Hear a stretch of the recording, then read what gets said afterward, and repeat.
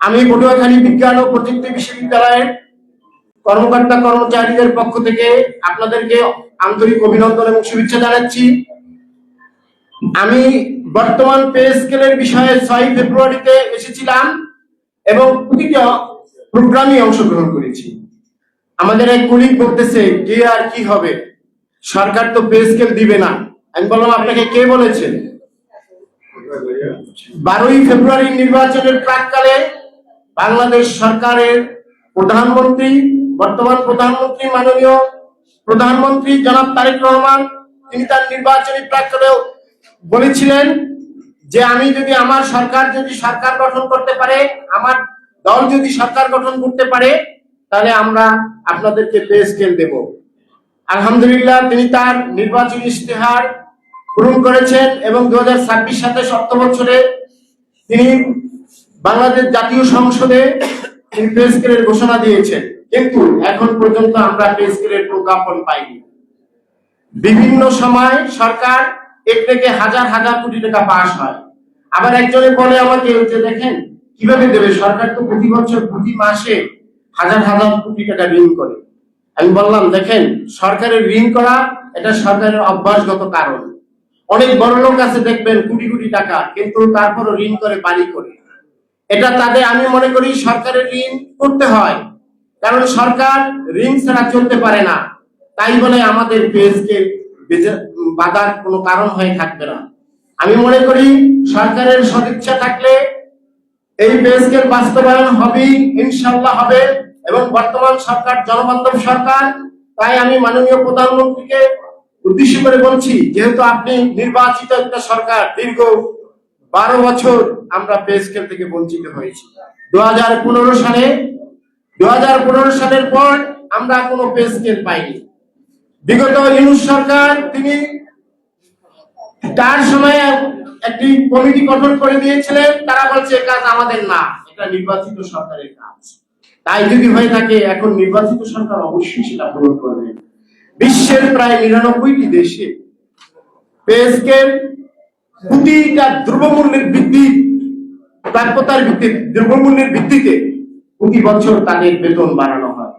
আর আমরা অবাক, আমরা এমনই একটি জাতি, আমরা বাংলাদেশ একটি মধ্যম বলতেছে যে এটা আগের সেই দরিদ্র জাতি আমরা নই, কিন্তু আমাদের প্রতি বছর যেভাবে দ্রব্যমূল্য বৃদ্ধি পেয়েছে, আজকে একটি যুগ পার হয়ে গেল আমাদের সেই আমাদের পে স্কেল বৃদ্ধি পায়নি। আমরা 2015 সালের পর ইউনূস সরকার, আওয়ামী লীগ সরকার ছিল, তারাও বাস্তবায়ন করেনি। তারপর ইউনূস সরকার তিনি করে দিয়ে গিয়েছিলেন, কিন্তু বাস্তবায়ন করেনি, কমিটি করে দিয়েছিলেন। তাই আমার বিশেষ অনুরোধ, বর্তমান সরকার জনবান্ধব সরকার, তিনি যেন দেশের 22 লক্ষ সরকারি কর্মকর্তা কর্মচারীদের মুখের দিকে তাকিয়ে, তাদের জীবনের দিকে তাকিয়ে, তাদের পরিবারের দিকে তাকিয়ে তিনি যেন পে স্কেল বাস্তবায়ন করেন এবং দ্রুত গেজেট প্রকাশ করেন। গেজেট প্রকাশ হতে একটু দেরি হতেই পারে, এজন্য আপনারা ধৈর্য ধারণ করবেন। ইনশাআল্লাহ আমি আশা করি, যেহেতু সেই জাতীয় সংসদে সেটা পাস হয়েছে, সুতরাং আমার বিশ্বাস এটা এখন দ্রুত মন্ত্রণালয়ে পাস হবে এবং গেজেট প্রকাশ হবে। ধন্যবাদ সবাইকে। আসসালামু আলাইকুম। প্রিয় উপস্থিতি, আমাদের মাঝে এসে উপস্থিত হয়েছেন আজকের অনুষ্ঠানের সম্মানিত বিশেষ অতিথি মিস তাসলিমা আক্তার, সভাপ্রধান বাংলাদেশ গার্মেন্টস শ্রমিক সংহতি ও সদস্য রাজনৈতিক পরিষদ গণসংহতি আন্দোলন মহোদয়কে মঞ্চে এসে আসন গ্রহণ করার জন্য আমি সুবিনয় অনুরোধ করছি। আজকের অনুষ্ঠানের বিশেষ অতিথি মহোদয়ের জন্য একটি জয় করতালি।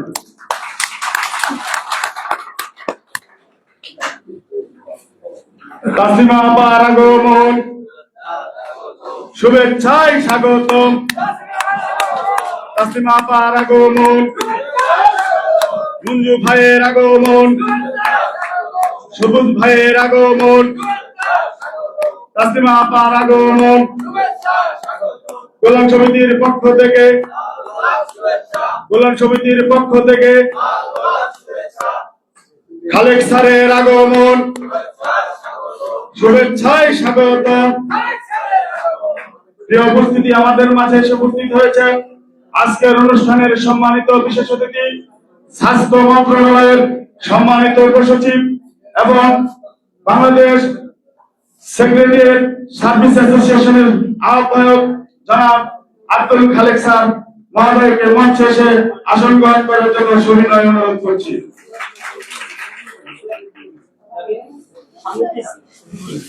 প্রিয় উপস্থিতি, এই পর্যায়ে আমি বক্তব্য রাখার জন্য অনুরোধ করছি সুদূর বরগুনা থেকে আগত আমাদের সহযোদ্ধা জনাব খলিলুর রহমান, বরগুনা বেতাগী থেকে এসেছেন।